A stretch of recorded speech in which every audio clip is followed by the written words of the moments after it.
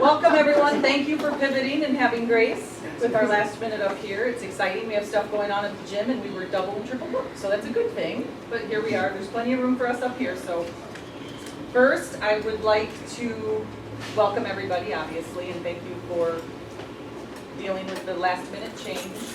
We will open with a prayer. Father, Son, Holy Spirit, amen. Hail Mary. Full of grace, the Lord is with thee. Blessed art thou amongst women, and blessed is the fruit of thy womb, Jesus. Holy Mary, Mother of God, pray for us sinners, now and at the hour of our death. Amen. Welcome, as I just said. I would like to go through and introduce our board members. I'm Ann Wright. If you don't know who I am, I graduated from St. Joe in '94. I would like to continue with the St. Joseph board members. Deacon Tim Walters, who's not here, correct? He's absent. He's absent. Mr. Denny Rectenwald, if you want to raise your hand. Obviously, Father Matt, there he is, the one, the only. From St. Anne's, we have Grant Mercer. Danielle. Macielewicz. Much discussion of her last name before the meeting. And Mr. Vince Militello, who is the vice chair. From Sacred Heart, we have Miss Susie Jenkins, Bill Shell, who is absent, Shawn Tooman, and of course Father Chris. We are going to start, I'll go through the agenda. So our goal tonight is just to update you with how we've had, what changes we've had throughout the year, and any great updates we have from the head of school, who is reported to by the principal, so she will have update from our Sacred Heart campus and SJCC campus. We will hear from Mrs. Fairchild, just a very quick introduction. She obviously is not presenting, she does not have an update, but she'll give us a little introduction to herself. Her first official day is July 1st. Yes. So. Coming up. Yep. Then we will hear from our Director of Faith Formation, Miss Evelyn. And then we will go into our committee reports, our Finance Committee, Catholic Identity, and Buildings and Grounds. Once we are through with our committee reports, we will go into our Development Director, Miss Ashtyn Sebetto, there in the back. We will then have Pam Hines, hi, give us an update on our enrollment. And then Mr. Denny Rectenwald will give us an update on our strategic plan, and then we will have time for open questions. So without further ado, I'd like to introduce Mrs. Kim Cope, our head of school.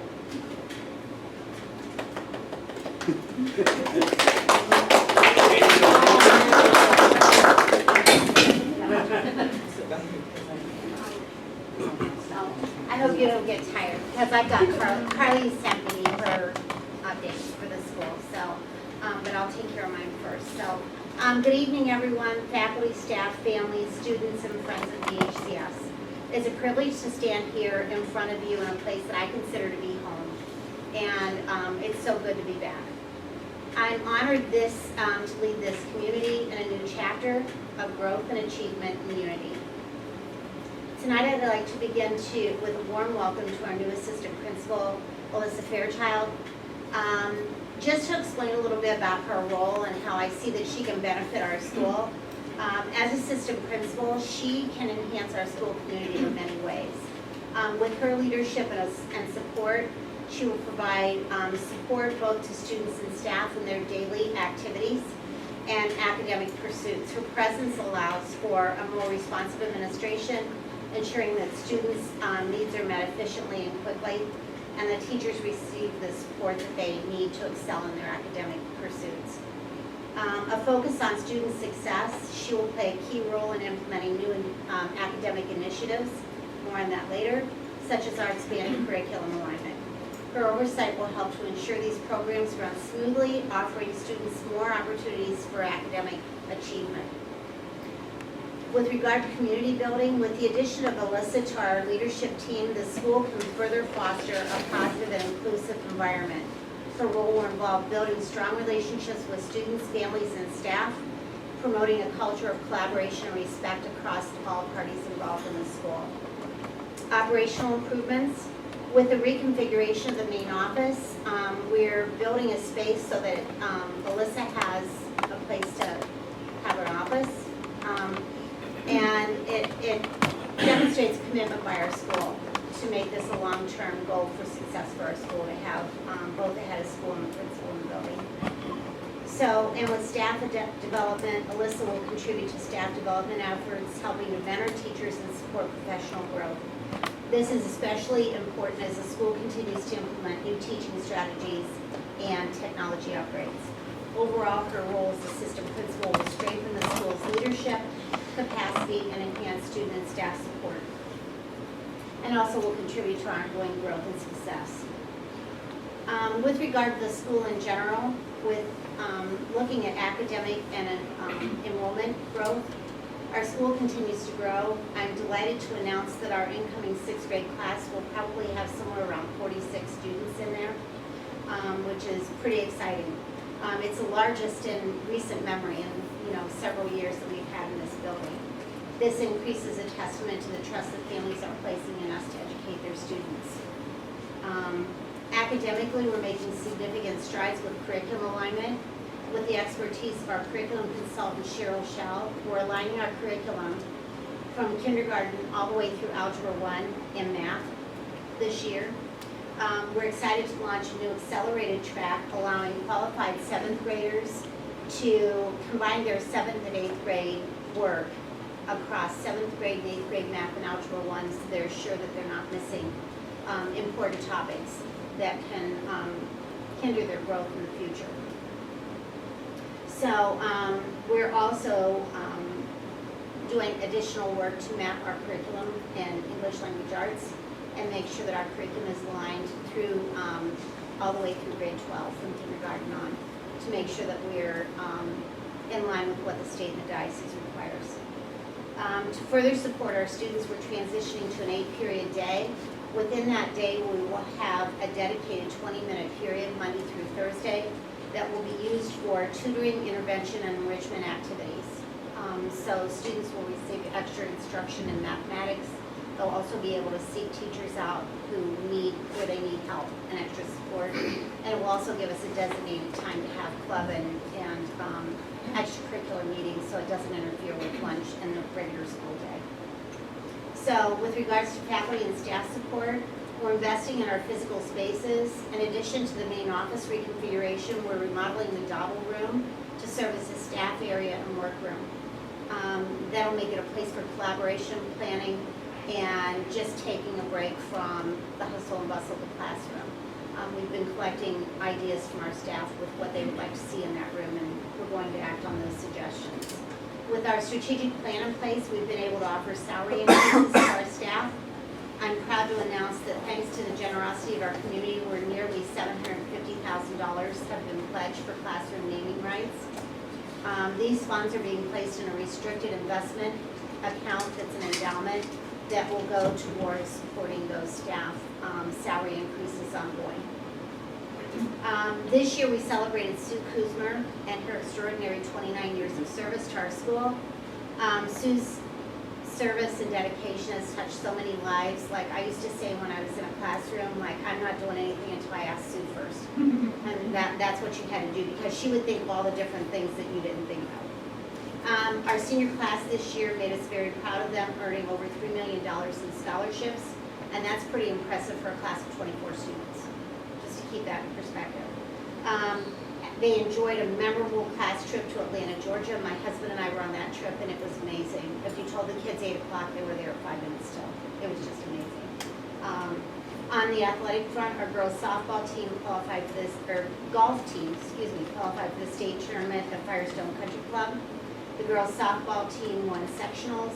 Our 8-man football team had more success than they've had in many years. Our girls volleyball team were district runner-up, and 3 of our junior high wrestlers qualified for the state tournament this year. We look forward to even greater achievements next year on the field and in the classroom.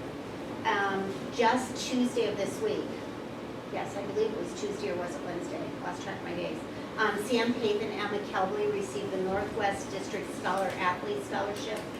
And so we had, out of the 40 scholarships they gave out, we had 2 recipients, which is pretty cool for a school our size. They were honored at a banquet at the University of Finley. Looking at the community, we're excited to host a community pep rally with Fremont City Schools on August 13th. Sorry, it's not the 20th, it's 13th, at 7:30 p.m. in the amphitheater, similar to what we did last year. We're also committed to staying at the forefront of educational technology. Several staff members just this past Friday on the 13th, they attended a diocese-sponsored in-service day on artificial intelligence and its use in schools to give us a method of dealing with what kids are using and how to put it to work good and productively. So we provide new teachers computers as needed, and we've also, I think this year we're going to be investing in about 12 to 14 smart boards between our campus and the Sacred Heart campus. So in closing, thank you for the privilege of serving as head of school. It's great to be home at BHCS, surrounded by everyone here. You're so caring and dedicated to community. It's humbling. Together, we're going to build a future for our school with promise and opportunity and excellence. Thank you, and let's look forward to another outstanding year at BHCS.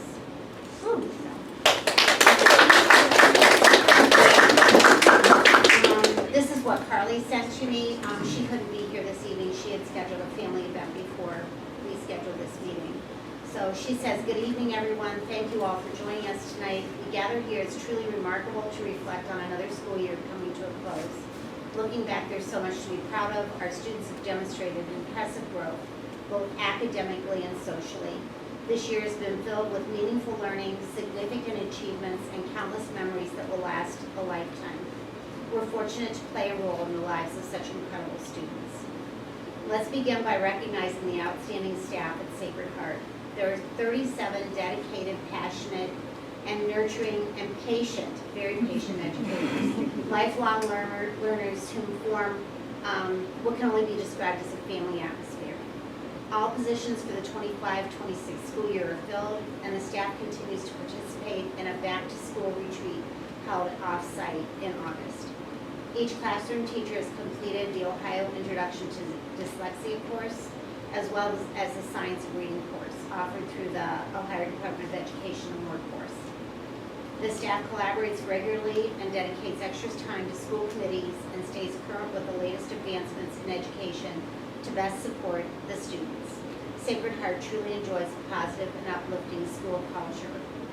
Sacred Heart campus is also fortunate to have a steady enrollment with around 230 students and class sizes in grades K through 5 ranging from the mid-30s to the low 40s. Each grade level has 2 teachers, with the exception of 4th grade. I think we're going to have 3. And every classroom is in use. Students benefit from a well-rounded education that includes art, music, physical education, and 5th grade band.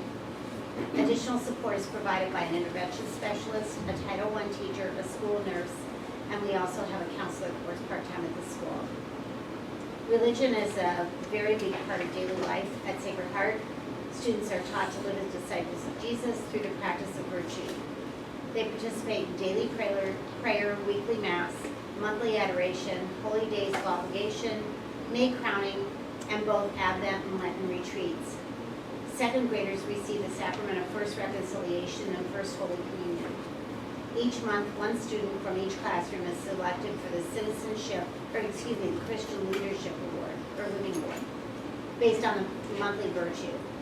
Students in grades 2 through 5, along with their teachers, participate in the art tests that are mandated by the diocese, and the entire school community gives back through various service projects.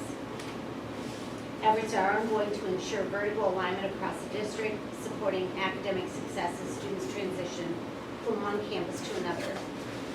This summer, teachers are spending extra time collaborating with colleagues at the SJCC campus to plan and align curriculum. New math and phonics for grades K through 2 and reading for grades 3 through 5 curricula will be implemented this coming school year. Students will also continue with the math assessments. Sacred Heart's partnerships with Family Life Counseling and the Mental Health and Recovery Services Board continue to provide invaluable support. Family Life Counseling meets with students by referral and runs a therapy group for 4th and 5th grade students. The Mental Health and Recovery Service Board provides grants for social and emotional opportunities, assemblies, therapy groups, and programs promoting kindness, a growth mindset, and bullying prevention. Students are offered a wide range of opportunities to engage in school life, and over the past year, 18 different activities to enrich their educational experience, including Spirit Week, Fire Prevention Week, Red Ribbon Week, Literacy Night, Right to Read Week, and Catholic Schools Week. Students in grades 3 through 5 participate in student council, choir, cantor, altar server, and band. Other highlights include scholastic book fairs, Christmas and music programs, and school assemblies, field days, field trips, and special countdown events leading up to Christmas and the end of the school year. Family involvement is a cornerstone of the Sacred Heart community. Throughout the year, families were welcomed at Grandparents' Day, Title I Night, and Family Literacy Night. Parents and guardians volunteer in the classroom and on field trips supporting Field Day and the book fair, and they join us many times at weekly mass and participate in the Picnic with Parents event. Annual fundraisers such as cookie dough sales, value cart, and flower sales remain vital to the school's success.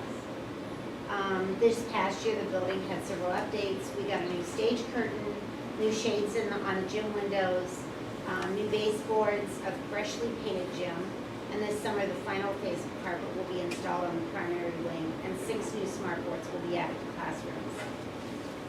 Preschool programs include continues to thrive, offering 3 options for our young learners. They have a 2-day program for 3-year-olds and either a 2 or a 4-day program for 4-year-olds. The program is overseen by a director, supported by 2 teachers and 3 aides. The preschool plays a vital role in the growth of our school, with about 85% of preschoolers transitioning to kindergarten. Recent updates to preschool included a new drop ceiling with LED lighting and window treatments. In closing, we extend sincere gratitude to you for your ongoing support and unwavering belief in the value of Catholic education. It's through the dedicated support of this community that Bishop Hoffman School remains a place of growth, faith, and academic excellence. Thank you.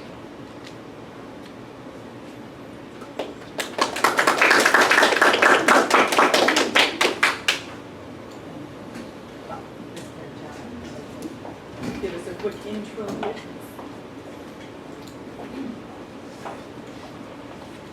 Hello everyone, I'm Alyssa Fairchild, and I just want to start by saying I am honored to accept this position as Vice Principal here at St. Joseph Central Catholic. For those of you who may not know me, I have been teaching English for over 10 years, and I've served in various junior administration roles, including curriculum coordinator, academic advisor, and head of the department in various schools from across the globe, including Florida, Puerto Rico, Guam, and California. And then the past 2 years, I've been here as the high school English teacher, also working as software advisor, senior project coordinator, and detention monitor. So when my husband decided to retire from the Coast Guard this summer, we were kind of at a crossroads for what we were going to do in this next stage of our lives. And I really truly feel that that's when God called me to apply for this position and to commit to living, working, and settling here in Northwest Ohio. I think that the staff, family members, community members who know me would vouch for me when I say that I love this school very, very much, and I love our students. And I am committed to helping them to grow personally, academically, and spiritually.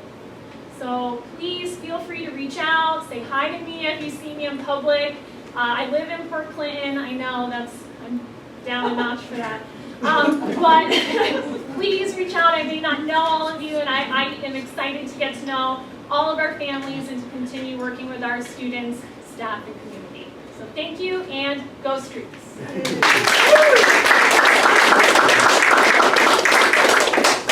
I for sure can vouch. I've had two of my kiddos, and authentic and amazing. So we're very lucky to have you two. So we will, Mr. Grant Mercer with our finance committee update. Well, oh, you want to go first? And I wrote you down twice. That's all right. Don't forget Catholic identity. I wrote Catholic identity twice and Miss Evelyn twice. That's okay. I don't mind. I'm Evelyn Clark. I'm the Director of Faith Formation and Discipleship. I have just finished my first year in this role, and it's been one of the best years in my life, and anyone who works with me hears me say all the time, this is one of the favorite jobs I've ever had, and I'm having a good time. So it's not all perfect and sunny and roses, and looking back at the last year, I think of a lot of things I'd like to improve on and do differently going forward, but that's part of having your first year behind you in a new job. But I echo everything that Kim said and Alyssa said. It's a nice place to work, a lot of support from the students, from the staff, from the families, from the community, from the parishes. So I thank you very much. I wanted to be sure to share the new mission statement that came out of the work of the strategic plan, which is the mission of Bishop Hoffman Catholic School is to reach and teach each student to bring them closer to Jesus Christ, empowering them to positively impact society. So that's the mission of all of us from pre-K to 12, staff, faculty, whatever we are. But that part about closer to Jesus Christ falls a little bit more heavily on my shoulders, and so that's a big part of what my job is. I have a whole 2-page outline of a lot of what has happened this year, so if you're interested in seeing that, if you haven't, let me know. I'm not going to read all of that word for word. A lot of it has been mentioned already from the principals. But one thing I want to highlight is that we have Virtus child protection training. So the Catholic Church, as you know, has had, as not only our church, any organization has had a lot of difficulties with child abuse, and we take it extremely seriously that parents and guardians, that families entrust their children to us. And so we do everything we can. Of course, we train our adults, but we also train our children in an age-appropriate way. So we don't say the same things to a 12th grader we might talk about with a kindergartner, but they do learn these lessons ongoing every year. So this year I had the privilege to work alongside Alex Spieldenner, who was teaching 6th, 7th, and 9th grade, and this was his first year doing it, and I had done it before in a parish youth ministry role, and so I helped him with his Virtus lessons, and I wanted to share with you just one thing. So this is a little glimpse of one little segment that is talked about in Virtus, and it's respecting boundaries. We should have respect for ourselves and respect for others. Respect for ourselves means we understand our dignity and value as a person and work to create or maintain boundaries to protect ourselves. We feel upset or uncomfortable when someone doesn't honor our own boundaries, and we communicate with the right person if we need help. Respecting another's boundaries means you care about them and won't do anything that would bring them harm, and that you communicate with the right person to get them help if they're being harmed by someone else. Examples of respecting others: not calling people mean names, not hitting others, following rules at school or at home, stopping an activity when someone asks, letting an adult know when someone is in pain or hurt. So this was also a whole 2 pages of just vocab. So that was, what does it mean to respect boundaries? And that's just a little glimpse of what happens in Virtus, but I'm very proud to see how seriously we take it. Sometimes when the diocese or any authority gives you rules that you have to follow, there's the temptation to just check it off and just get it out of the way. But that's not how it's done. We do it with the respect it deserves because it's an important program, and I wanted to make sure you're all aware of that. One of the things I've done this year is put up signs around both campuses that say, Christ is the reason for this school. He is the unseen but ever-present teacher in its classes. He is the model of its faculty and the inspiration of its students. So that's not our mission statement. That's a sign that I've seen in other Catholic schools, and I liked it, and I got permission to use it here. But it truly is what Bishop Hoffman Catholic School is all about. Whether it's the preschool or the Sacred Heart campus or the SJCC campus, Christ is the reason for this school. Because of that, we have a chapel here on the 3rd floor, and if you've never seen it, it's just there. And so right now, Jesus is not in the tabernacle because we don't have the Eucharist in the building if school is not in session, even if it's Christmas break or something like that. So at the beginning of the school year, we need to bring Jesus back to the school. And it's one of the most exciting things that happens in the year because everybody from SJCC campus processes in a very solemn and beautiful. Solemn doesn't mean Sad, it means serious and reverent and celebratory. Beautiful procession with Christ in the monstrance over from St. Joseph Church to put the Eucharist here in the tabernacle at our chapel. So when it happens, it's the beginning of the school year, and if you're able to come and see it, it's a beautiful sight to behold. There's pictures on the website about it. It's very nice. Our chapel gets used quite a bit. Actually, I've been very happy to see sometimes a teacher just goes in there for a moment alone with Jesus. Of course, religion teachers might take their class in there to pray the rosary, or I don't know, whatever it is they're praying in there. But it's just nice to know that the Lord is literally with us. So we know God is everywhere and God is always with us, but Christ is there in the Eucharist in our chapel, and it's a real joy to behold. We have a lot of retreats. I won't name all of them, but a couple to highlight, partly because they're changing, is that how it's been is that how it will still be is that the parishes host a weekend confirmation retreat for 8th graders at Damascus. So any of our students will do that as they have done, but we don't arrange it. That's through the parish. We just support it. But some of our students, and with this incoming 8th grade class, I think about a third of the class is not Catholic, maybe even a higher percentage. So, but not only because of that, we will have a day retreat also for 8th graders. So that's been sort of a little thing that's been overlooked. We say we have a retreat every year, except if you don't go to the confirmation retreat. Also, we have students who just have already been confirmed or go to different parishes, and so we're glad to support the Damascus retreat. I went to it personally just as a volunteer, so I'm glad that that's taking place, but I'm also glad that we're adding a day retreat for our 8th graders, just as the other ones have. Another thing that is changing is that the 12th graders will have Kairos, and I know that this is something that a lot of you have been asking about and concerned about and missing. Just yesterday I was in Sandusky talking to a teacher there who worked with Father Matt very closely. So I thank the Lord, pray for me because I'm nervous. I have never been on a Kairos retreat, and but I have a lot of support and a lot of people who do know a lot about how that program works. And I believe it's the right thing at the right time. So I thank the Lord for opening that door, and that's a change that will happen this year. So all the other grades will have their regular retreats. And then something new this year that came from strategic plan is that the governing board and some of the leadership staff of the school had their own day retreat. So it's so easy sometimes to make other people do things, and we need to do it ourselves. We can't send our students on a retreat, and we're not going on a retreat. So we had a wonderful day at the Hines, one of the last retreats that will be there, with Father David Kidd, who's the Diocesan Director of Vocations. So this is meant to be an annual event for the entire governing board and the leadership staff of the school. So keep that in prayer, but that's another change that we're excited about that's coming out of the strategic plan.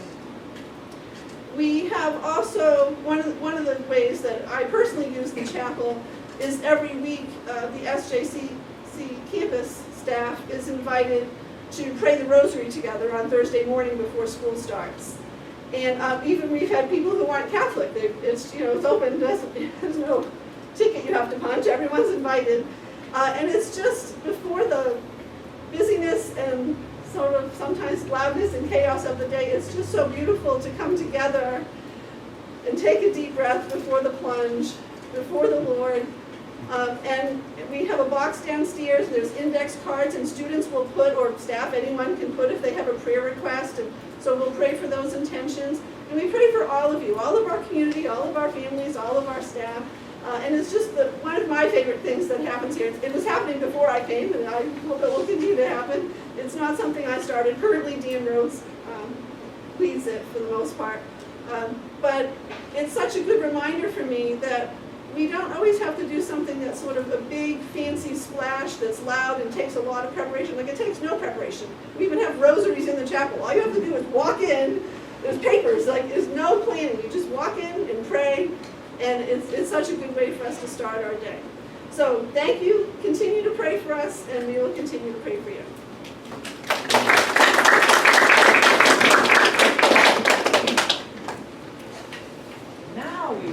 our committee updates. Mr. Grant Mercer with Finance.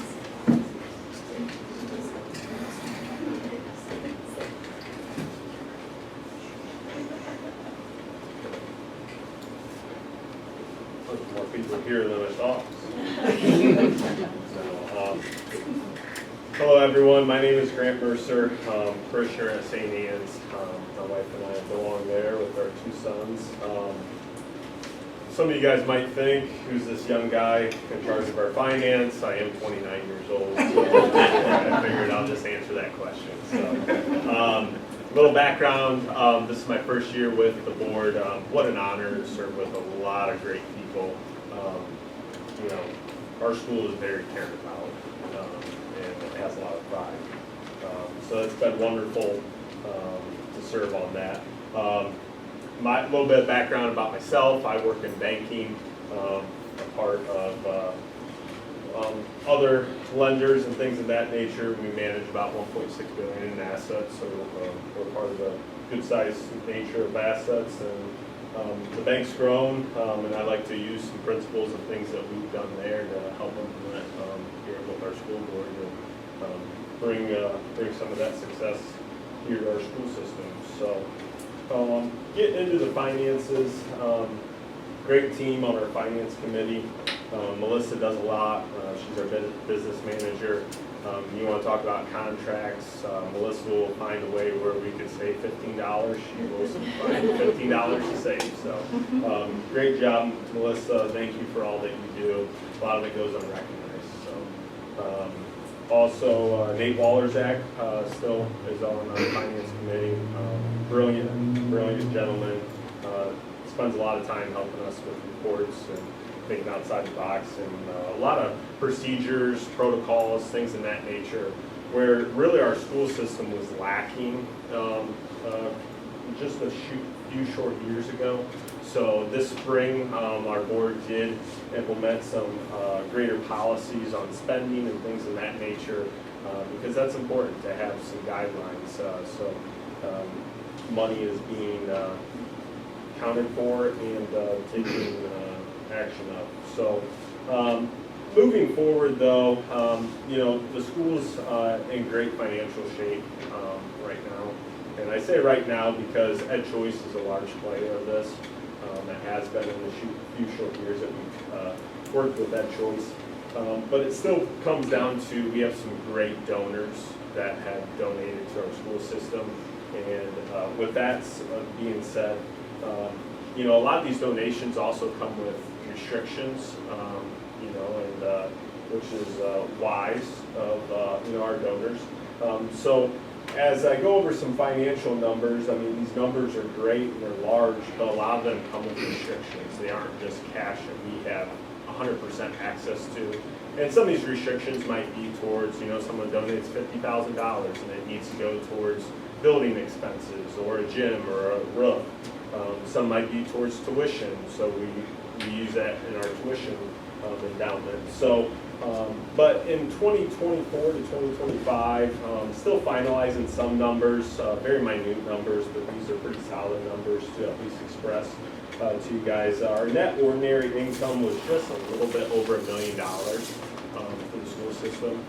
So what a success, I mean, it really is. Compared to 2019 to 2020, where we had a loss in our school system. So talk about a huge advancement. A lot of this comes with donations. You know, we had over $800,000 of donations last year. So that's huge. I mean, if you take that piece out of the puzzle, our net ordinary income comes down quite a bit. So moving with those numbers, a lot of this basically has entailed the school board to approve a pay increase for our teachers. You know, it's not unnoticeable how great our teachers are, and we all know that, you know, they're underpaid compared to public school systems. So we are working towards getting their pay scale up to public school. I can't say it's going to be next year, but you know, our goal is you know, I personally believe that we can get there in maybe five years. You know, if we can keep donations and keep great investment policies and things of that nature. So with that being said, with a large increase, our 25 to 26 budget, the school is net budgeting around $110,000 of net income, net ordinary income. That plays into effect where we budget some donations, because I mean, we have a track record of what donations have been given to the schools. So, you know, even with the net income, we still need to be out there and advertising how great our school is and how much we need support for BHCS. Not a whole lot of change with Ed Choice. That's a big player, as I touched the first part. Some of you guys, if you aren't knowledgeable on Ed Choice, the school receives some state funding. Actually, it goes through the parents first, and then it comes to the school. That helps offset tuition. So now, proportionate though, it is substantially lower than our cost of education for our children. Cost of education is over $10,000 a child here at the school system. So you know, even if Ed Choice can support and give income to our school, there is still a shortfall there to where we have to cover that with scholarships, financial returns, realized gains from our investment policies, where we're blessed to have those endowments to use that income from. Moving forward though, you know, auction results were a great year. We're a net positive on our auction. It brought in a little over $129,000. So a lot of hard work by a lot of individuals for that. So what a great night for the school, and it just shows the people that support our school system financially. So continue the great work on that. There's many individuals that work hard that are in this room on that committee. And then moving forward, our strategic planning committee, you know, Nate Walzak, Tim Waters are heading that committee up. You know, they're working with our finance board as well, making sure we have some guidelines and things of that nature to move forward with and try to mend those two plans together, what we can see on our finance side and what the strategic plan has on their side, and how we can work together to obtain those goals. A lot of people spent a lot of time on those and that. So that is our finance side. If anyone has questions, more welcome to ask them. Yes, Paul. For the net ordinary income this year, and you said a number of it was donations, was that separate from the salary endowment? Is that separate, or is that run through our books and that's included in the? Correct. Our net income was about 1.75 million, and our net ordinary income was at 1,050,000. So technically our net income includes that. Gotcha. Okay. Thank you. Yep, we do have to include that. And so even though that's a great example of a restricted account, we have to show it as income, but we don't have access to that. So, any other questions? If anybody has questions after, feel free to ask. But thank you all for attending.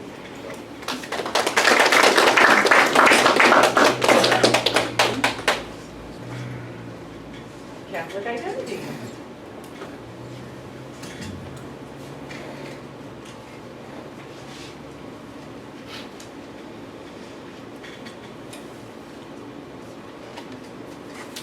Again, I'm Danielle Macielewicz. I'm on the Catholic Identity. In August, we planned the staff retreat, and that was to welcome back staff.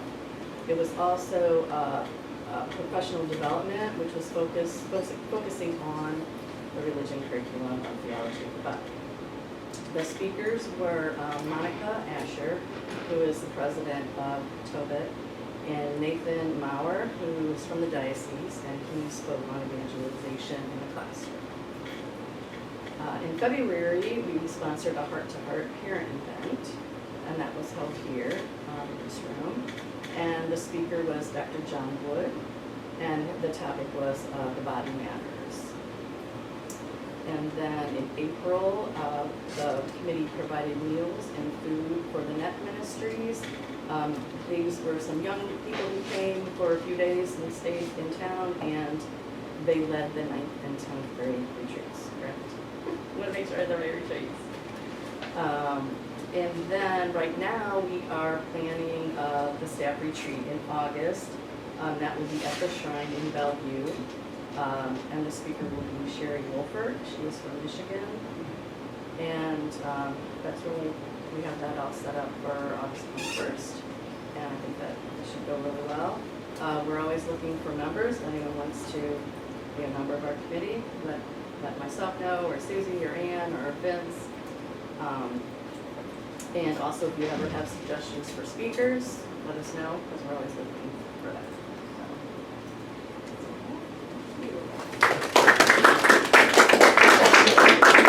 Our next committee, Buildings and Grounds.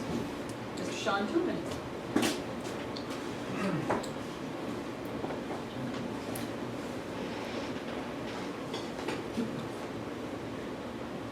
Hello everybody, thank you for coming.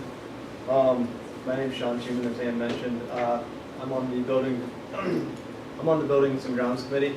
I'd like to take just a minute and just thank everybody who knows somebody or anybody who has donated any money towards the school for the purpose of improving our buildings and grounds. Certainly appreciated. Obviously, to make improvements at a building like this or a campus like this, you need donations, and it's truly the thing that allows us to get anything done. So we certainly appreciate that, and appreciate all the donors who have donated throughout the years. It's 100% appreciated. You feel like you thank them, but you just can never thank them enough. So thank you to everyone who's donated. At this time, I'd just like to run through who our Buildings and Grounds members are, just so you know who they are. Some of you may know them, some of you might not know them. But our chairperson is Annette Mercer. Annette has a background in landscaping, but she's very, very knowledgeable in all different sorts of things. Carla Militillo is an interior designer. Again, very, very knowledgeable. Scott McNair, he's an electrician. He helps us out. He helps us out with just about every project we ever do. He's the guy who knows where all the wires come in the building and what feeds what and how you can get power and data to just about anything. So Scott's pretty invaluable for us as a member of our committee. Greg Michael, again, he's an HVAC expert. He has been around the schools for a long time, also knows how a lot of the systems work, and certainly appreciate his help as well. Deacon Tim Walters, he's been around here forever, it seems like, but he's only been on the board for a couple years. He has a background in boilers and was a boilermaker with Water Boiler Works for years.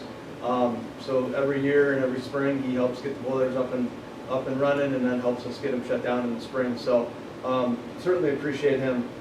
Bill Shell, he's just a jack of all trades. He's one of the handiest people I've probably ever met.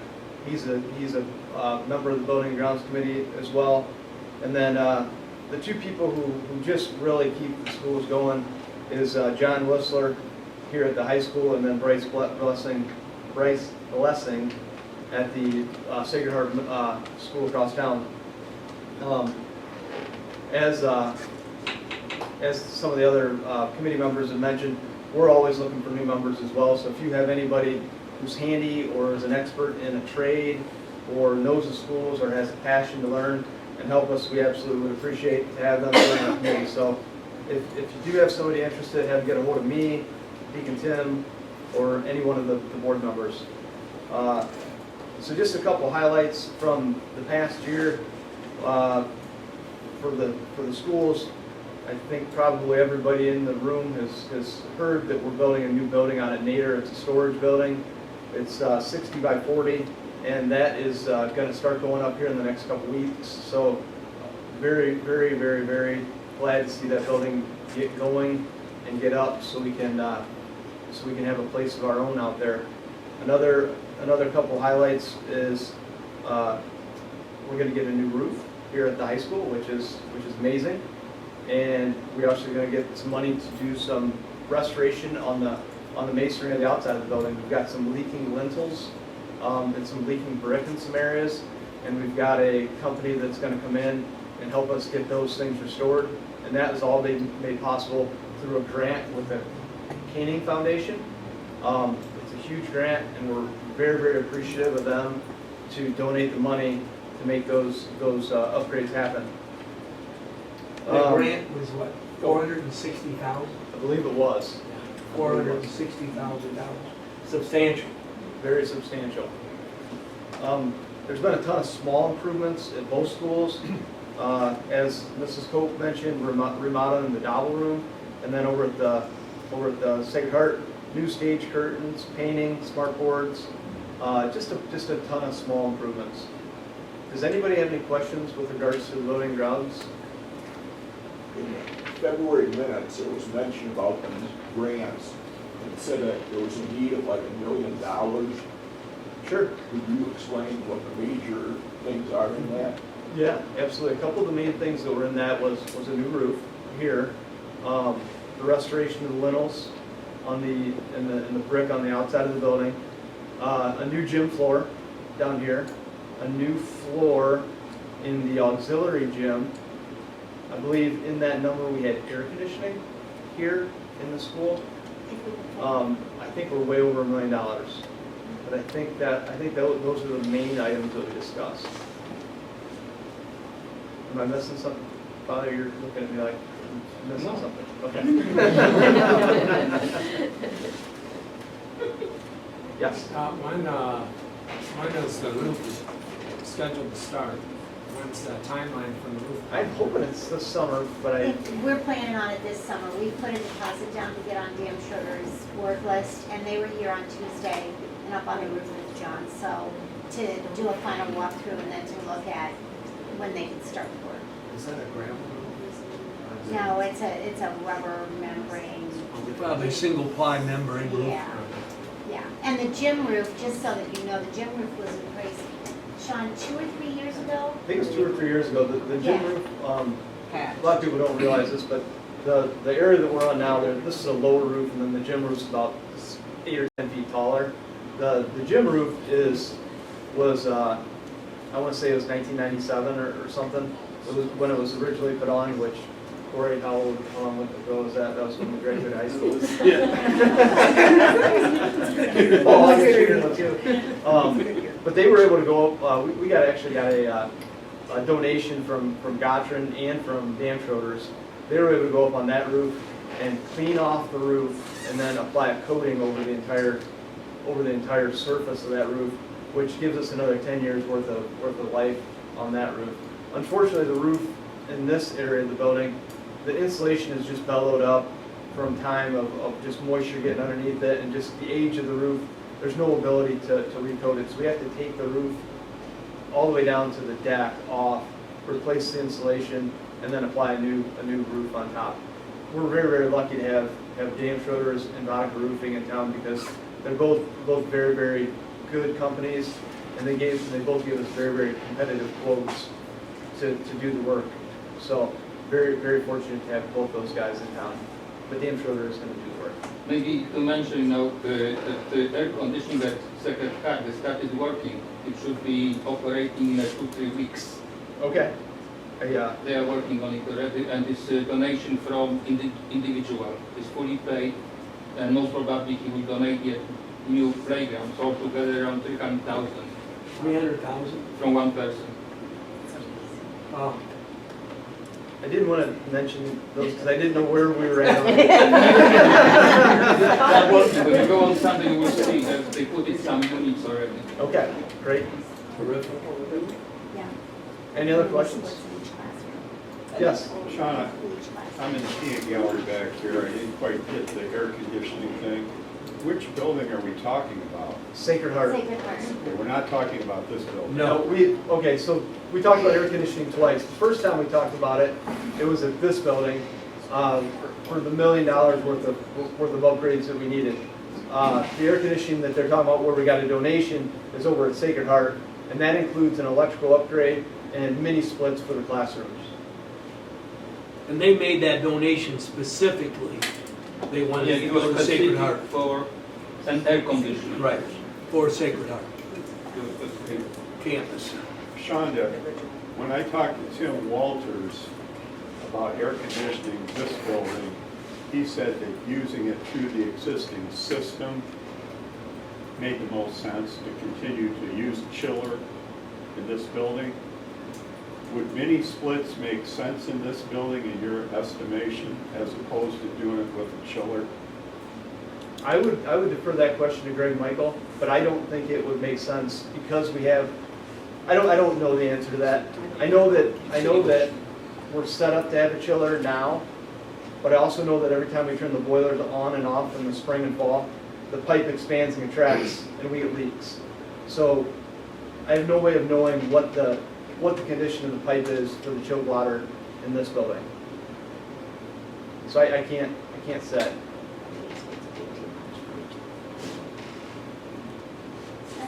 I mean, our maintenance guy at this building said that the only thing we need is the chiller.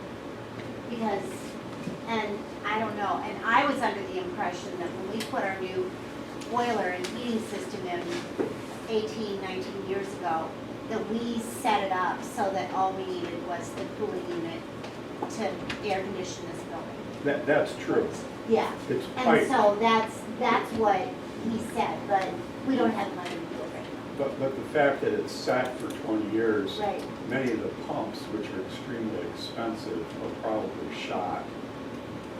I would- Again, I know just enough about HVAC to be dangerous and to build buildings as a general contractor. That gets subbed out, right? So any other questions? Okay. About the basketball coaches room, is anything gonna get done with that? No, it's fallen off the radar. Okay, I just wondered because at one time, at Booster Club was talked about, and I would donate my time to put a floor in there. Sure. It just looks like crap. It does. The problem with doing anything down there, in my opinion, is water still leaks through that wall. Okay. And if water's gonna leak through the wall and then leach up through the floor, it's just gonna make whatever we put down bubble. Excuse me. It would look better for a time until it starts to bubble. Then Okay, I just wondered, yeah, no, because at one point, I donate my time because they don't, I'm more than willing to do it now. okay. Yeah, maybe Even carpet squares or something, just to make it look, when coach goes in there, they don't shower in there anymore, so I was just putting my 2 cents in. okay. If that's something we probably should get back on the radar, then I'll take that down for our next building and grounds meeting. If anybody thinks of any questions, we'll have time at the end also. Oh, sorry. No, don't be sorry. Don't need to be sorry. Come on, man, I haven't had questions in 3 years. Yeah. Was there any other questions? Shawn, at the end. Yes. At the end, so they can get more involved and detailed in the question and really stuff. Good job. Ms. Ashtyn with our development director update.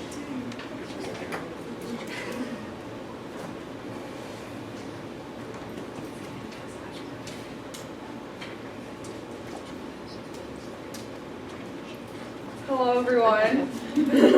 My name is Ashtyn Sebetto. For those of you who don't know me, I'm our new development director here, and I started in January. A little background on me: I graduated from Old Fort. Don't hold that against me in 2020. And then I graduated from Kent State University in May of 2024, so just over a year ago, and I got my degree in marketing and a minor in psychology, which has helped me work with Denny a little bit. That was brutal. Other than that, yeah, I'm super excited to be here. I was at Sacred Heart through 3rd grade, and then my family moved out towards Old Fort, so it's fun being back, and I'm really enjoying it here. I tried insurance for 6 months. No offense to anybody that works in insurance, but that was not for me, and I'm very happy to be here. So I don't have as much updates because mine is about 6 months, not a year, as most people's are. But as of right now, the annual fund is running at a total of $123,000 with a total of 266 donors, which is pretty awesome. Some things that I'm doing is that I send a monthly alumni email out to alumni with updates on the high school, what's going on with the students and just different things, kind of like trying to keep that connection with them and letting them know fundraisers that we have going on or events that we have going on so they can stay involved with us. We're converting to a new donor database system, so that is basically where we keep all of our donations and track everything with our alumni, where everyone lives, where what they've given, we can see what they've given like in the past how many years. I've had people ask me if they gave 10 years ago, so it's really nice. But our system that we're using now is very outdated and doesn't allow us to do a ton of stuff with it. And this new system that we're moving to, I'm super excited about because it's going to allow us to do a lot more fundraising efforts. We can do stuff online. It's a lot simpler, and we can communicate with our alumni a lot easier through it. And hopefully we can keep that more up to date and just really benefit from that. But I did put something out on Facebook just to kind of let our alumni know, but if you guys are planning class reunions, I'm unfortunately not going to have access to any of those addresses or class lists or anything for about 2 months, so it's kind of like a double-edged sword. It stinks because we're losing access, but I think it will help us in the end, even though we're not going to have that for a couple months. I personally have been attending monthly coffee and commerce meetings with the Sandusky County Chamber of Commerce, so in order to share updates on our school and to meet others in local businesses, small businesses, and kind of like get my name out there, build better connections, because if we build connections with small companies, that's where we get our donors, that's how we get sponsors for different things, and so that's been really nice. I ran through the spring softball baseball season. We had banners that were bought for this different softball and baseball teams, so companies, if they bought a banner, they could choose what field they wanted to get put on, and that was kind of a fundraiser in collaboration with our softball and baseball teams, because if you bought a banner, a company bought a banner for baseball, that was able to go to the baseball's fundraising so they could buy new materials or do anything that they needed with that.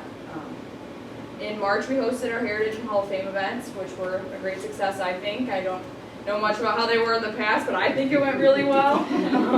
And then we had, in April, we had our annual Alumni Easter egg hunt, which it was storming that day, so it did get moved inside the high school, but I think for being in the high school, it was a pretty good turnout still, and I think they enjoyed it. And knew the Easter Bunny pretty well, so I don't know. Showed up. He did show up. Again. And then I have also been working pretty closely with Denny, working on that ACE Endowment Classroom fundraiser, working on donations and being kind of like the middleman, I guess, for him, kind of. And then other upcoming events that the boys will be working on that actively. That should be out by the end of July.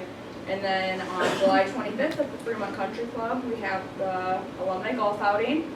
So getting that and ready with Al O'Neill and John Lauer. So, yeah. And that's all I've got so far.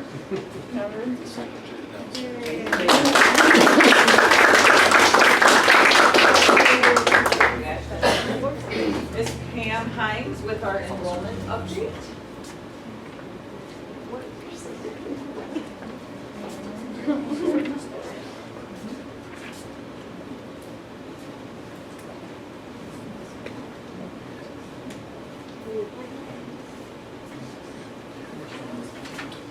Hi, good evening, everybody. As she said, my name is Pam Hines. I am the enrollment care coordinator. I'm actually on my 10th school year in this role, so I love it and enjoy working with all the new families and students that get to come into this building. I'm an alumni of here. Graduated in the class of '93. Kind of ages me a little bit, but enjoyed my time here and love to talk to the families that want to come in, talk to them about my experiences, how much I loved it, just wonderful things that we're continuing to do here.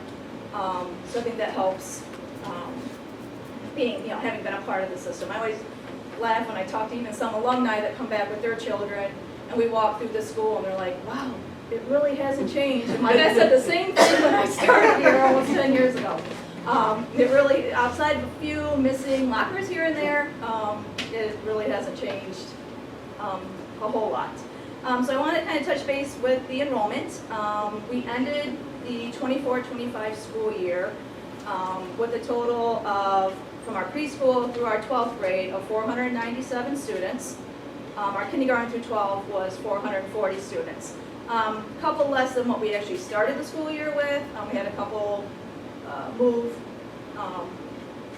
through the school year, so we kind of lost a couple. But we did gain actually a few in December as well, so it kind of evened itself out. Currently, we are continuing, I'm continuing to enroll families as we speak. But our current numbers, as they stand now, for our 25-26 school year, we have pre-K through 12, we have 477 students enrolled, and our K through 12, we have 436. It is a little less than what we ended with, but I have some families that are still, they're busy, let's just say. And I'm thinking they're kind of forgot about enrolling. That's not top of mind right now. So just as a matter of getting a hold of them, asking them to push a couple buttons on the computer and get that enrolled. So I anticipate that number is going to increase. I think we will have a good 25-26 school year as far as enrollment goes. I'm continually talking to new families that want to come in. I just met with somebody and signed them up yesterday. I have a meeting with somebody tomorrow. So they're continuing to call and want to come be a part of our school system. So what it kind of looks like currently, so we're going to have 4 new students at our Sacred Heart campus as of right now, 11 new students for our junior high campus, our junior high academy, which is phenomenal to have 6th, 7th, and 8th graders having that increase. And we have 5 new students coming into our high school level. So I'm really excited. Over the years, we have seen a big increase at our Sacred Heart campus, and it's just small increase here, so it's nice. I mean, I'd love to see it all together be a big increase, but I'm happy to see that our junior high academy is increasing and we are getting our high school. So it does say something about what's going on at our schools. People want to be here. And I'll be honest with you, I mean, a lot of when I talk to them, they want to change, they hear great things about us. It's not a lot about Ed Choice, I'll be honest. I mean, that's a bonus to them.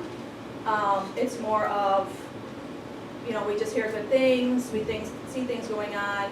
We feel our child will do great things here, and they want to be a part of what we have going on. So that is really, really awesome to keep hearing from the families.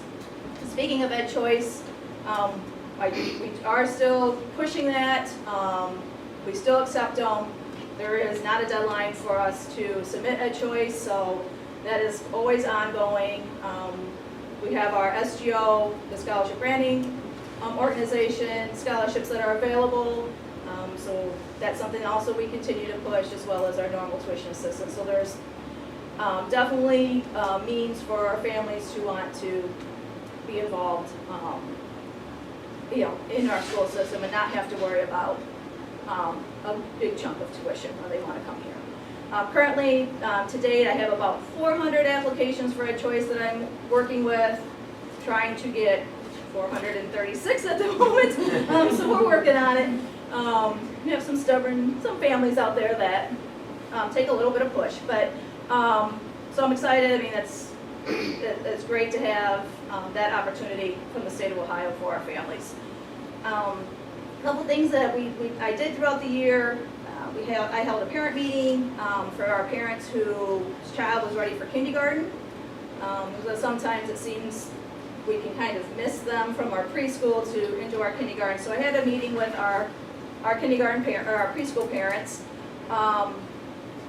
in March, and had the opportunity to talk a little bit more about the enrollment process, get them comfortable with coming into kindergarten, making them aware of the opportunities for assistance with the Ed Choice and the different scholarships. Because sometimes, like I said, that kind of gets lost from the one building into the next. So I wanted to make sure that we were reaching them and making them aware that that option is there and it's doable, and that's always a concern for them coming from preschool to kindergarten. So held that meeting with them. That went really, really well. Then we had our kindergarten roundup that we hold every year. It's basically our kindergarten screening. That was held on March 28th. Kind of to prepare for that, I made sure we had flyers that went out to all the area preschools. Dropped some flyers off for that. We had information in our church bulletins. We had 8 new potential kindergarten students attend that screening, and all of them did enroll with our school system. So that was good to have. So currently, right now, outside of work, continuing to work on that enrollment, getting everybody enrolled, and entering those choice applications. I am now getting prepared to send out the wonderful tuition statements to every family so that they are prepared for the upcoming school year and what that's going to look like for them. I'm hoping that those will go out to all the families by the end of June. That's my goal. So, but I'm excited. I know we are going in the right direction. I can see it with enrollment and talking to the families. So I'm excited to keep going with that. Thank you.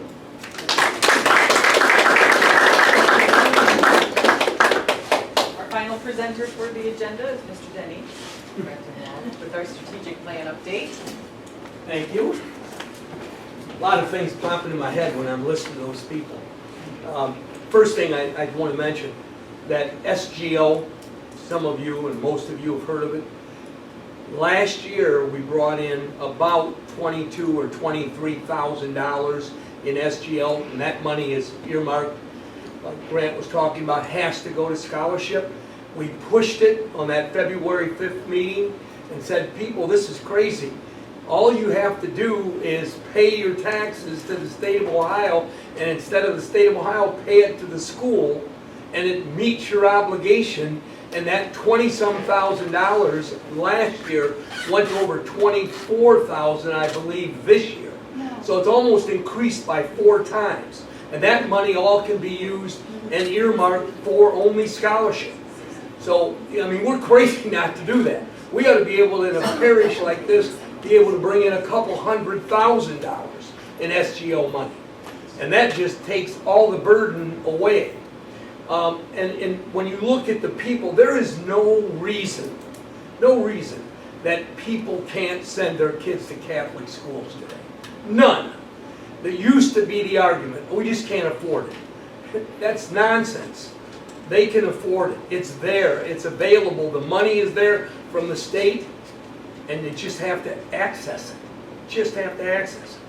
One of the things I learned as a superintendent of schools, most of what I learned came from kids.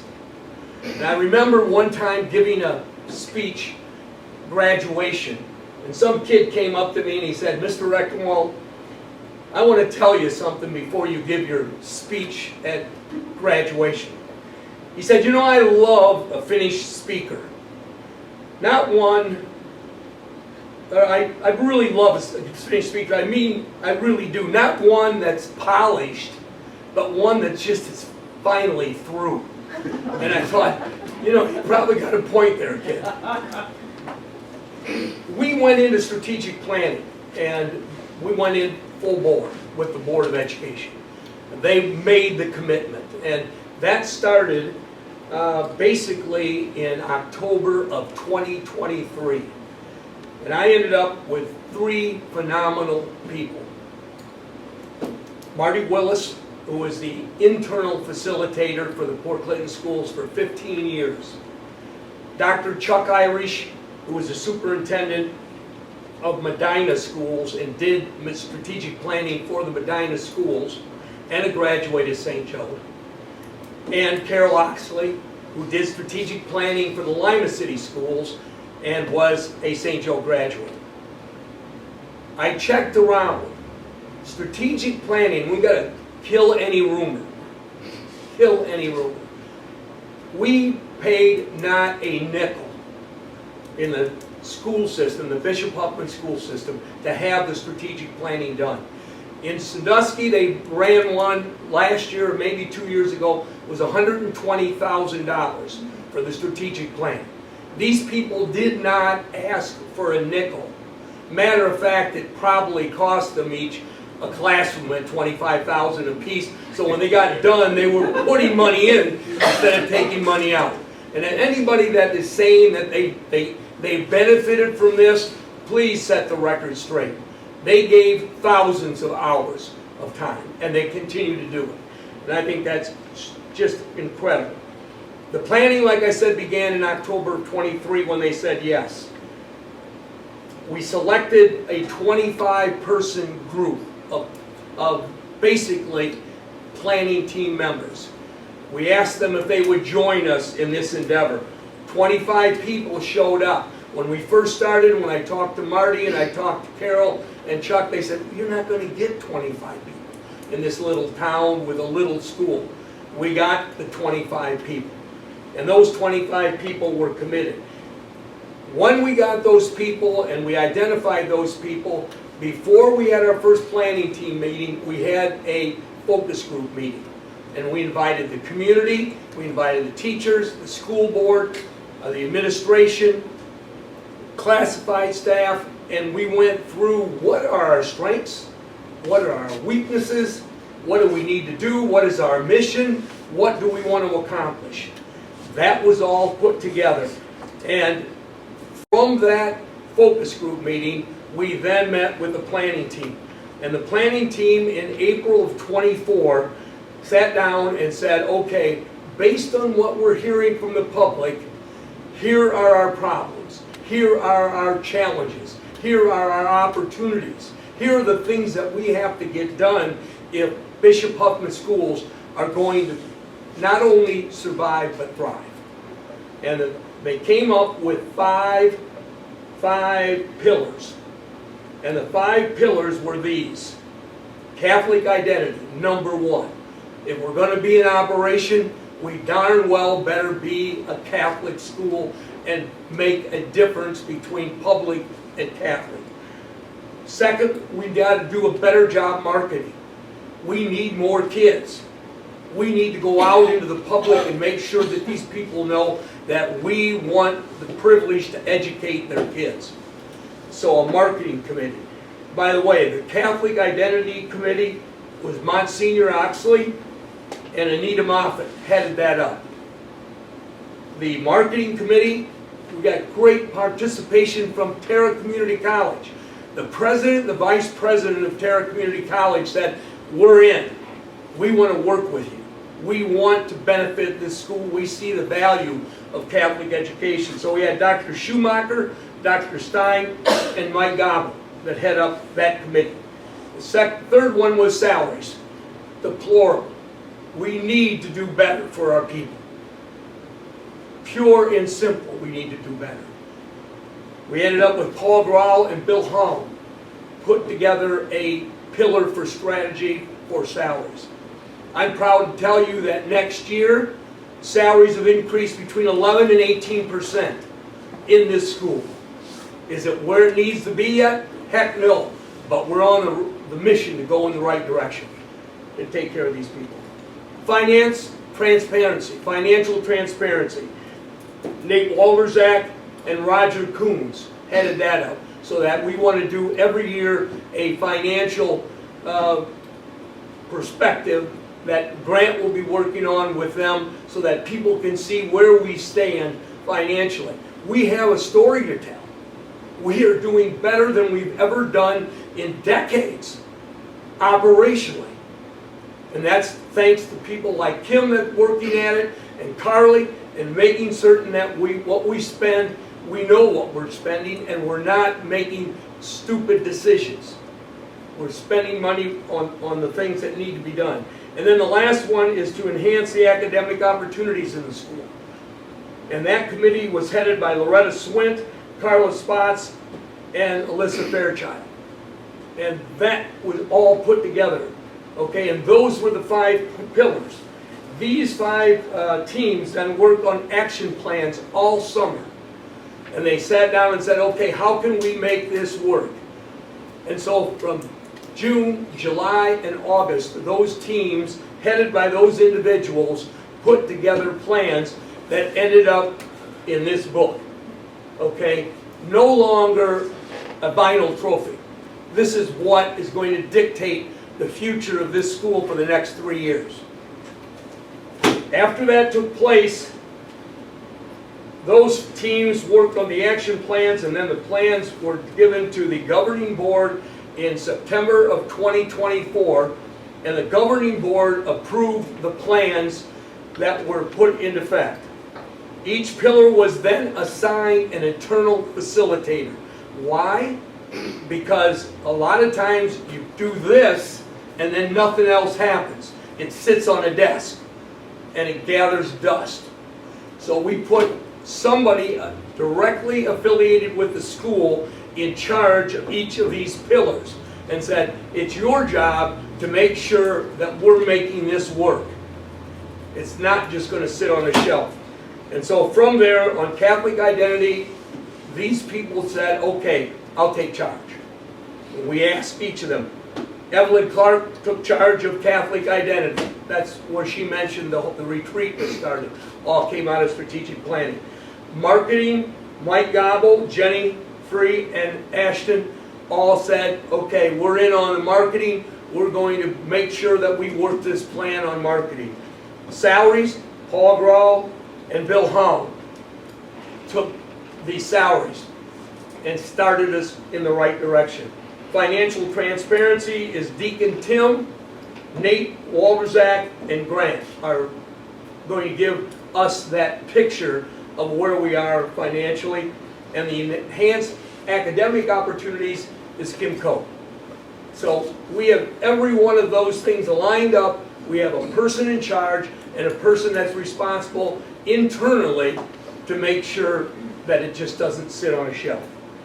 The planning team then will meet in August the 5th, and they will then listen to these reports from each of these heads as to what they've accomplished in the last 12 months.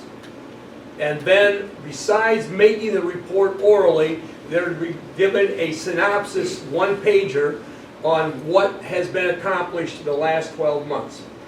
Following these meetings, the committee will select 5 new result statements, which is in the second year of the strategic plan, and then the board will approve those result statements, and we will then move forward in the second year of the strategic plan. So this is the future, folks. This is the future. That's it.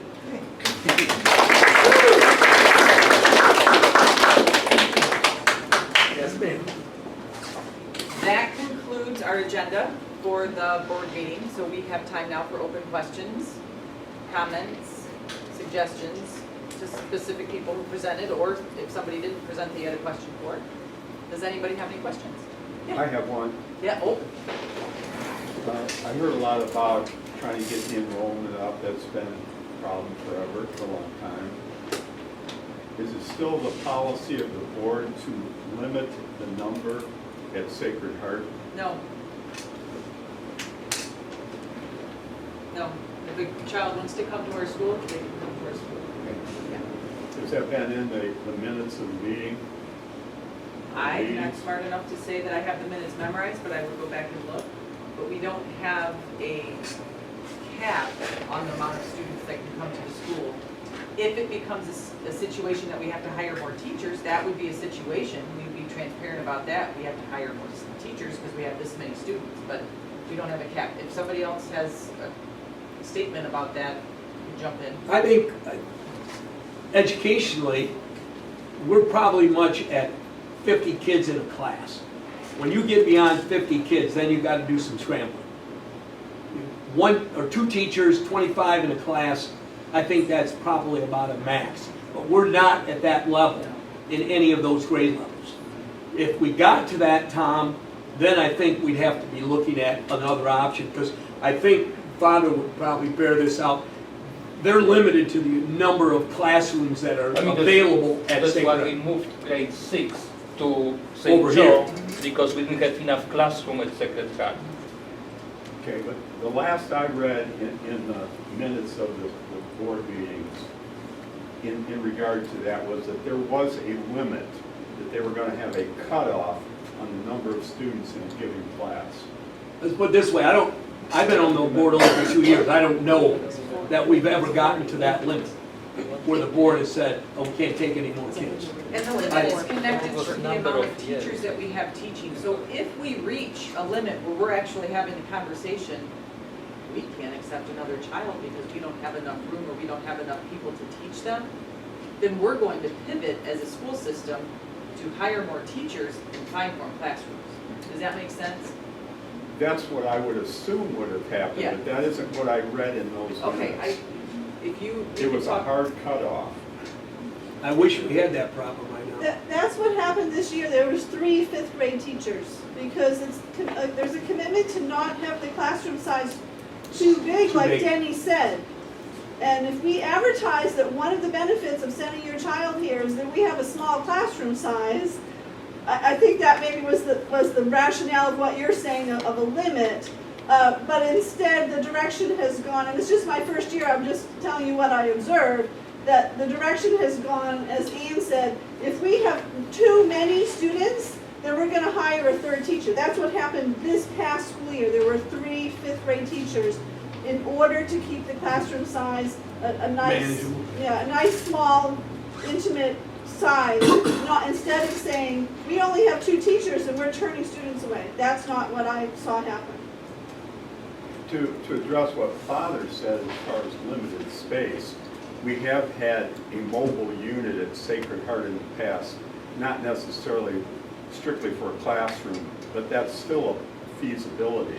You mean like a relocatable classroom? I have a daughter and a wife who have both taught in mobile units outside of schools. It can happen. It can happen, right. The last thing you want to do is turn kids away. Exactly, because you're talking about long-term investment in the school. You're not talking about 1 year. You're talking about upping the numbers all the way through the All the way system. through, correct. Yeah. So that always puzzled me, and you can look that up. Yep, I will. It puzzled me that the board would actually want to limit the number of kids in the school. Tom, that came up in the marketing group with the boys from Terra Community College. They said, you're not going to be restricting enrollment if you're going to work the enrollment. For God's sake, don't be turning people away. And that was a big one with Dr. Stein and Dr. Schumacher. Yeah, we understand. We work too hard to start telling people we don't need it. There's a two-sided coin here, right? So we will accept any student that wants to come to our school. However, we do want to pride ourselves in having that smaller classroom session. Sure. Yeah, I couldn't think of that word.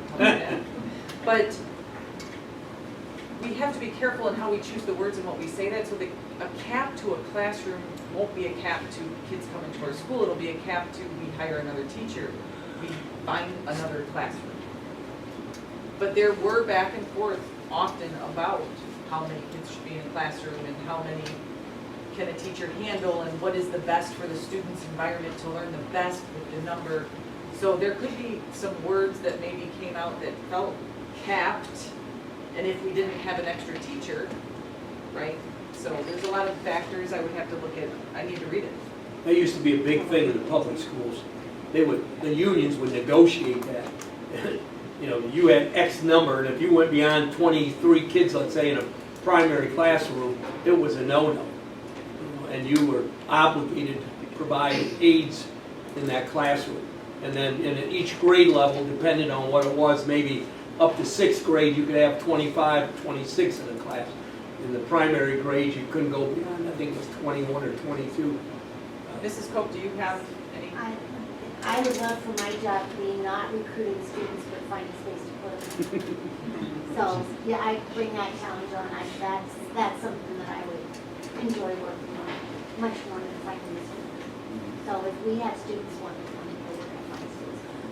You know, I mean, I've had classes with 3 kids. We can make it work. You know, I think we have capacity. We've got a building that's been fairly remodeled and is sitting there. I mean, if we had to, I mean, kind of, Father Matt says kind of. I I We've think looked if into we, it. I think if we had to, we can expand our capacity. You know, that's the best problem to have. That's something I'd rather work on than universities. But there's also state levels as far as how many, like Denny was saying, how many teachers can, or how many students the kids can have in the classroom anyway with the teachers, so. I mean, we still follow those, don't we? I mean, grade school wise, I mean, high school, it's a little different because they're more self-sufficient, they can, but as far as grade school level, isn't there still a student-child, or a teacher-child ratio? But I don't think we're to that. No, But we're not to that even point. close. No. We're not Okay. even close. I hope we get to that point. We Well, have to have yes. that conversation. Yeah. Yeah. But yeah, we follow all state rules, all state regulations, yes. One interesting thing, I met last week, or this week, with the heads of the foundation at Fostoria St. Wendland, and I wanted to find out why they closed, and we're not in that situation, and I think one of the things we got to make sure that people, we have a lot of pessimists out there, and pessimism has never built anything, okay? And I asked them, why in the world did you guys close?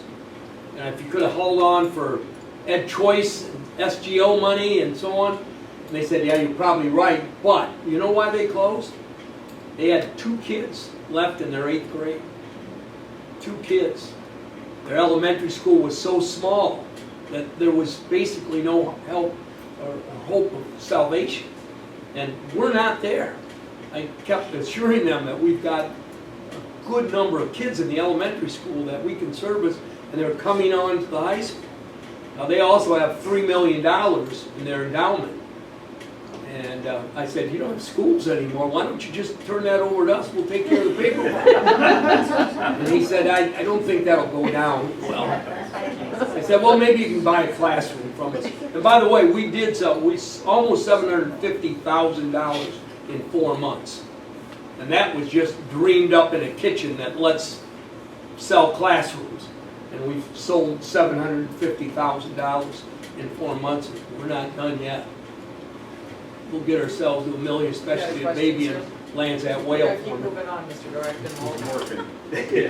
Of the total cost to educate our students, what percentage of that comes from parents in the form of tuition?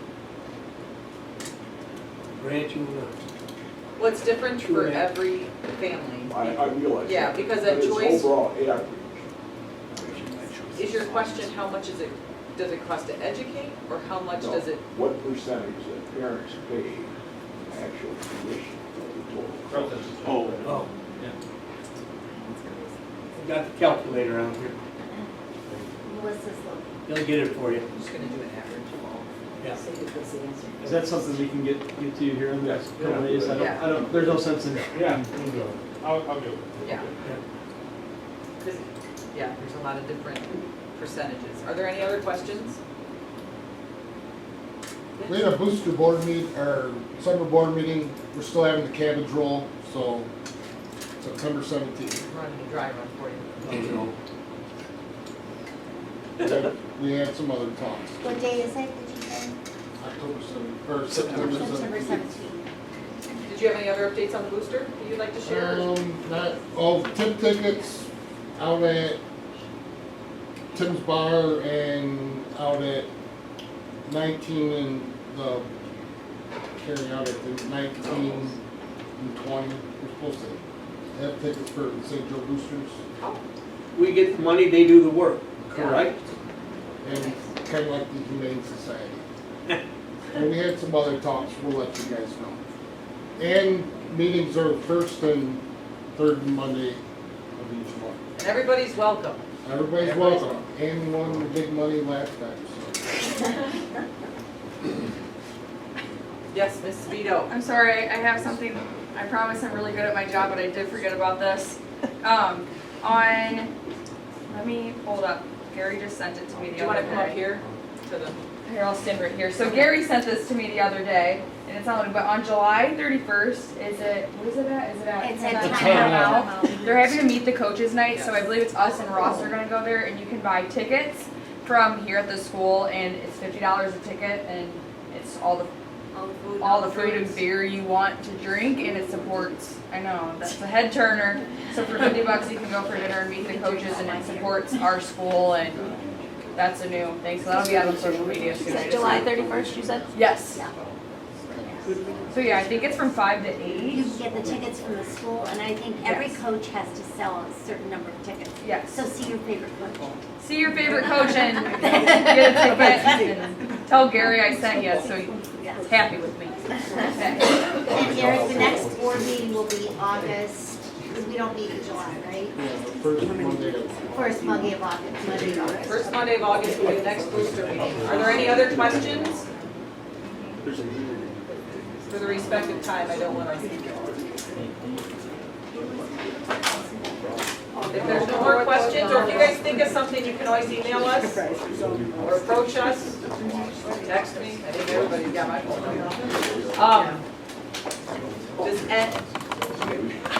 Nothing, Rachel, nothing. This ends our public meeting.